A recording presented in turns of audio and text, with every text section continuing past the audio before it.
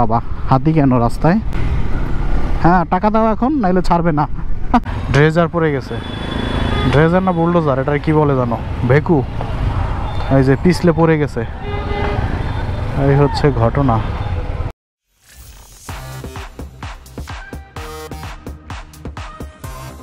Hi guys, কি অবস্থা? কেমন আছেন সকলে? আশা করি সকলে ভালো আছেন, সুস্থ আছেন। 2-3 দিন ধরে শুধু দিয়াবাড়ি এলাকায় ঘুরে বেড়াচ্ছি। তো কালকের ভিডিওটাও ছিল এই দিয়াবাড়ি এলাকায়। এটা ভালোই লাগতেছে, অনেক সুন্দর, একটু জঙ্গল পাওয়া যাচ্ছে, একটু গ্রামের ফিল পাওয়া যাচ্ছে। ও রে, রাস্তা কি বন্ধ? রাস্তা তো খোলা, একটা গাছ কেটে ফালায় রাখছে আর কি। এখানে আবার গাড়ি চলে অনেক জোরে জোরে। যাই হোক, তো একটু ঘুরলাম জঙ্গলের ভিতরে, মানে শহরে থেকে একটু অফ রোডের ফিল নিলাম আর কি। ভালোই লাগে এই এলাকাগুলো ঘুরতে। মাঝে মধ্যে দূরের এলাকা ঘোরার আগে একটু নিজের এলাকাও ঘুরে দেখা দরকার, যেখানে থাকি আশেপাশে। তো মিরপুর ছাড়া কোথাও বাইরেই না, মিরপুরের ভিতরে সেই বাসার ভিতর ঢুকি আর এই 60 ফিটের এলাকায় ঘুরি। আসলে সত্য কথা বলতে এর এলাকাগুলো, পাহাড়ি এলাকাগুলো ঘুরতে ঘুরতে না আর এই শহরের যানজট ভালো লাগে না, মানে একদম মন চায় যে ওইখানেই পড়ে থাকি। জীবিকার তাগিদায় আবারও ফিরে আসতে হয় এই শহরে, ব্যস্ততম শহরে, যেখানে কেউ কারো পাত্তা দেয় না, সবাই যার যার নিজের কাজে ব্যস্ত। সেটাই ভালো। মানুষের পিছনে সময় নষ্ট করে সেই সময়টা নিজের পিছনে নষ্ট করলে অনেক বেশি উপকারে আসে। যারাই মানুষের পিছনে বেশি সময় নষ্ট করে তাদের ক্ষতিটাই দিন শেষে বেশি হয়, একদম প্রমাণিত। আবার কেউ কেউ মানুষের পিছনে সময় নষ্ট করে একটা আত্মতৃপ্তি পায়। এখন যার সুখ যেইখানে, এখানে বলার কিছু নাই। আজকের টপিকটা তো আবেগ ঘন না, আজকের টপিকটা হচ্ছে অন্য ব্যাপার। সেটা হচ্ছে, যদিও আমি এই চ্যানেলটা কথা দিয়েছিলাম যে ট্যুরিং রিলেটেড ভিডিওই বেশি দিব, বাইক নিয়ে ট্যুর করি। আসলে বাইকের ব্যাপারটা না চলে আসে টুডে আর টুমোরো, যে কোনো কাজে সবসময় চলে আসে। এটা হচ্ছে যে এটা খুব ফুললি একটা টেকনিক্যাল কোনো ইনফরমেশন না, বাট মোটামুটি একটা টেকনিক্যাল ইনফরমেশন বলা যায়। মোটরসাইকেল মেকানিক ওয়ার্ল্ডে দিতাম তাহলে ভালো হইতো, বাট ওটাই দিতেছি না। সেটা হচ্ছে যে নন এবিএস বাইকটা চালাচ্ছি, সবসময় এবিএস বলে চিল্লাইছি, আপনাদের সবসময় এবিএস সাপোর্ট করছি, নেওয়ার জন্য পরামর্শ দিছি। তো এখন আসলে নন এবিএস নেওয়ার পর আমার আসলে প্রতিক্রিয়াটা কি বলবো, যে নন এবিএস বেস্ট বা এই বাইকটা কি বেস্ট, এরকম কিছু একটা, বা এবিএস আর নন এবিএস এর ভিতরে পার্থক্যটা যদি আপনাদের বলি তাহলে আমার বক্তব্যটা কি, তো সেটাই বলবো। চলেন আগে বেরিবাদ রাস্তায় উঠি। তো ঘটনা হলো, ট্যুরিং বাইক, কোয়ালিটিফুল একটা ট্যুরিং বাইকে যখন আসলাম বা চিন্তা ভাবনা করলাম যে I need a touring motorcycle, যদি বাংলাদেশে প্রচুর পরিমাণে ট্যুর করতে চাই, নট অনলি বাংলাদেশ, ইন্ডিয়াতেও যদি যাই, এখানে যাই সেখানে যাই, যেখানেই যাই না কেন, মানে যদি ভবিষ্যতে বাইক নিয়ে ট্যুর করা হয় সেক্ষেত্রে ট্যুরিং বাইক নিতে হবে। এখন ট্যুরিং বাইক যখন আমি দেখবো যে ব্র্যান্ড ভ্যালু আছে যার, সেরকম একটা ট্যুরিং বাইক আছে সিবিএক্স। তো সিবিএক্স নেওয়ার আগে চিন্তা ভাবনা করলাম এবিএসটা আসলে নাই, এটা একটা খারাপ দিক না? এত টাকা দিয়ে বাইক কিনতেছি, 5 লাখ টাকার একটা বাইক, আসলে এবিএসটা নাই। এখন এই বর্তমান যুগে এসে এবিএস না নেওয়াটাকে ঠিক হবে? কথা বলতে, যদি এই বাইকটা অন্য কোনো বাইক হইতো, যে কমিউটার সেগমেন্ট, স্পোর্টস সেগমেন্ট, অথবা অনেক অপশন আছে, তাহলে কখনোই আমি এই বাইকটা নিতাম না। অথবা এইরকম ব্র্যান্ডের যদি ইয়ামাহার একটা অ্যাডভেঞ্চার ট্যুরিং বাইক থাকতো, সুজুকির একটা অ্যাডভেঞ্চার ট্যুরিং বাইক থাকতো সাথে সাথে অ্যাভেলেবেল, এবং সেটাতে যদি এবিএস থাকতো, সেটার টাকাটা 1 লাখ বেশি হলেও আমি ওইটাই নিতাম। বাবা হাতি কেন রাস্তায়? হ্যাঁ টাকা দাও এখন, নাইলে ছাড়বে না। কেমন মজা। এখন যেহেতু অপশন নাই, আর হোন্ডাও এটা অফিসিয়াল নিয়ে আসে না, এটা আনঅফিসিয়াল একটা বাইক।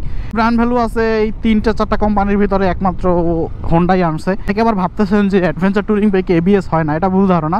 ওয়ার্ল্ডে অ্যাডভেঞ্চার ট্যুরিং বাইক, যত বড় বড় অ্যাডভেঞ্চার ট্যুরিং বাইক আছে, নন এবিএস কোনো ট্যুরিং বাইক নেই। যেগুলো আগে বের হয়েছে সেগুলোর আগের কথা, তো রিসেন্টলি যেগুলো বের হচ্ছে ম্যাক্সিমামই কিন্তু সব এবিএস। কোনো সমস্যা না এবিএস নন এবিএস, কারণ আপনার যখন আপনি কাদাবালির ভিতর চালাচ্ছেন তখন মিনিমাম 10 বা 15 স্পিডের পরে তো আপনার এবিএস কাজ করতেছে না, সেক্ষেত্রে আপনার এবিএস এর তো কোনো কাজ নাই। অনেকে মনে করেন যে অফরোড বাইক বালুর ভিতরে চলবে, সেক্ষেত্রে এবিএস হইলে তো সমস্যা না। ভাই কোনো সমস্যা নাই, এবিএস এ কাদার ভিতরেও গ্রহণযোগ্যতা আছে, কারণ এবিএস এর তো একটা লিমিট আছে। অ্যাডভেঞ্চার ট্যুরিং বাইকের ক্ষেত্রে ম্যাক্সিমাম ক্ষেত্রে যেটা হয়, সাধারণ একটা স্পোর্টস বাইকের স্পিড যদি 10 থাকে, যে 10-এর নিচে নামলে আর এবিএস কাজ করবে না। অ্যাডভেঞ্চার ট্যুরিং বাইকের ক্ষেত্রে স্পিডটা একটু বেশি থাকে, 15-এর নিচে রাখলে কাজ করবে না ম্যাক্সিমাম বাইকগুলোর ক্ষেত্রে, আবার অনেকটা কমও থাকে। এটা কোনো ইস্যু না, শুধুমাত্র ম্যাক্সিমাম ক্ষেত্রে যেটা হয় না, অফরোড বাইকগুলোর ক্ষেত্রে এবিএস হয় না। যাই হোক, এবিএস নন এবিএস এটা কোনো আলোচনার টপিক নেই। আলোচনার টপিক যেটা ছিল যে এখন আমি এটা নিয়ে আসলে কি অসুবিধা বা কি সুবিধা। যদি এবিএস হইতো তাহলে এটা 16 কলা পূর্ণ করার মতন একটা বাইক, তো এটা এবিএস না, যার কারণে এবিএস এর যে ঘাটতিটা সেটা অবশ্যই ফিল করতে হবে ভাই, ফিল করতে হয়। যেহেতু এটা কিন্তু ফুল অফ রোড না, dual purpose, of road on road. তো আমি যদি একটা অফ রোডে ট্যুর করি, সেই অফ রোড পর্যন্ত যাইতে আমাকে 200 বা 300 কিলোমিটার অন রোড পাড়ি দিতে হয়। তো সেক্ষেত্রে কি দাঁড়াইলো, জেলাও সেই কদু না। ব্যাপারটা হলো যে এবিএস যে নাই, এটা অবশ্যই এটা নেগেটিভ দিবে, এটা আমি পদে পদে ফিল করি। এবং যদি বলেন যে এটার এবিএস ছাড়া ব্রেকিং কেমন, ব্রেকিং গুড, এবিএস হইলেও ব্রেকিং গুড হইতো, বাট এবিএস যে জায়গাটায় আপনাকে হেল্প করবে ব্রেকিংয়ের ক্ষেত্রে বা বাইকটা কন্ট্রোল করার ক্ষেত্রে, এই বাইকটা সেই জায়গায় আপনাকে হেল্প করতে পারবে না, ততই ভালো ব্রেক হোক না কেন। এবিএসের আসলে কাজটাই অন্যরকম, সে পুরো অন্য প্রক্রিয়ায় কাজ করে, যেটা নিয়ে আমার আরও কয়েকটা টেকনিক্যাল ভিডিও আছে। তো আমি বলবো যে এবিএসের ঘাটতি আমি অবশ্যই ফিল করি, এবিএসের জন্য অবশ্যই আফসোস করি। রিয়েল চ্যানেল এবিএস হইলে এটা একটা দারুণ জিনিস হইতো, অন্তত একটা সিঙ্গেল চ্যানেল এবিএস হইলেও মোটামুটি একটু মানানসই করা যায় এমটির মতন। বাট এবিএসের ঘাটতিটা আমি পদে পদে ফিল করি। অবশ্যই এবিএস দরকার ছিল, বাট ব্রেকিং ইজ গুড, এটা নিয়ে কোনো সন্দেহ না। এটা ব্রেকিং কিন্তু তুলনামূলক অনেক গুড। অনেকে বলে যে এবিএস বাইকের থেকে এই নন এবিএস বাইকে ব্রেকিং খুব ভালো পাচ্ছি। ব্যাপারটা আসলে এবিএস নন এবিএস এর কম্পেয়ার না। এবিএস কিন্তু নির্দিষ্ট একটা জায়গায় প্যানিক সিচুয়েশনে আপনাকে যে হেল্পটা দিবে, সেটার একটা নন এবিএস বাইক যত ভালো ব্রেকই হোক না কেন, সেই সাপোর্টটা সে কোনোদিনও দিতে পারবে না, কারণ সেই ক্ষমতাই তার নাই। অতএব ওই কম্পেয়ারের মতো কিছু নাই যে এবিএস ভালো নন এবিএস ভালো না, আবার নন এবিএস ভালো এবিএস ভালো না, আবার এবিএসের থেকে নন এবিএসের এটা ব্রেকিং ভালো, এরকম কোনো ইস্যু নাই। এবিএস ভাই, এবিএসের কম্পেয়ার কিছু হয় না, ওয়ার্ল্ডে কিছু নাই।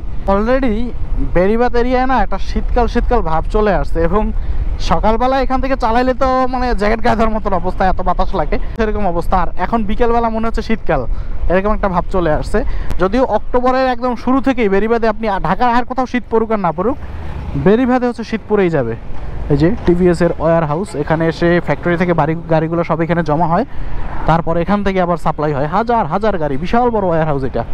শীতকাল আসতেছে সামনে, আমার খুবই পছন্দের একটা সময়, সব থেকে আমি বেশি এক্সাইটেড থাকি, কারণ শীতকালে আমি অনেক জায়গায় ক্যাম্পিং করতে পারি যেটা গরমকালে সম্ভব না, আর বর্ষাকালে সম্ভব, কিন্তু এইবার বর্ষাকালে সম্ভব হয় নাই।